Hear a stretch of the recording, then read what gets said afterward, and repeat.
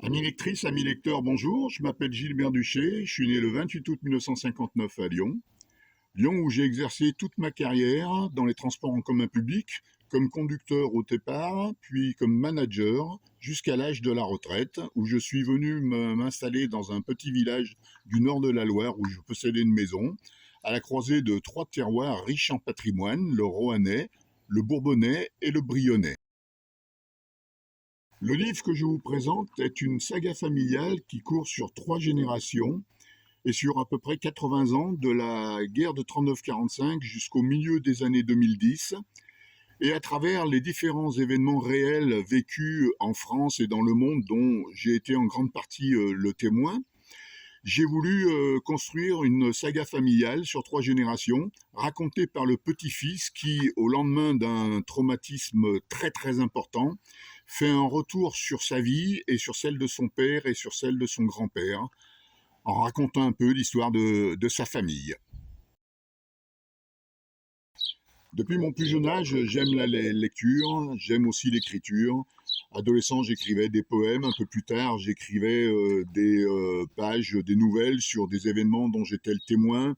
Un exemple, ce civil qui arrêtait un char sur la place Tiananmen en 1984. J'avais écrit un texte que je trouvais très joli, qui parlait de cet événement. Tout au long de ma carrière, j'ai pas eu les moyens de pouvoir réaliser cette activité qui me plaisait, mais arrivé à l'âge de la retraite, je me suis lancé, j'ai eu envie d'aller un peu plus loin et puis d'écrire une véritable histoire qui a donné naissance au livre que je viens de vous présenter.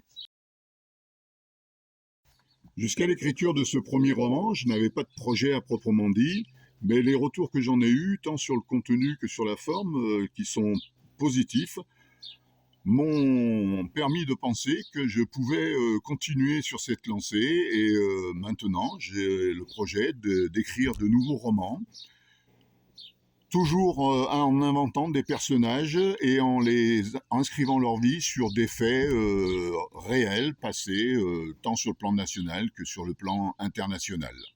Je vais donc poursuivre dans cette lancée.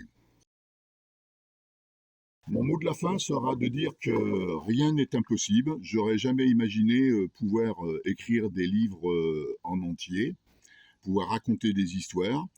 Et puis, avec la passion, l'envie et le temps, tout est possible. Donc, j'invite tout le monde à aller jusqu'au bout de ses passions et de ses rêves. Comme dit le dicton, ça passe ou ça casse, mais en tout cas, c'est toujours beaucoup, beaucoup de plaisir d'avoir réalisé quelque chose. Et c'est pour moi beaucoup de plaisir de vous apporter la joie de lire mes livres. Au revoir et merci et très bonne lecture.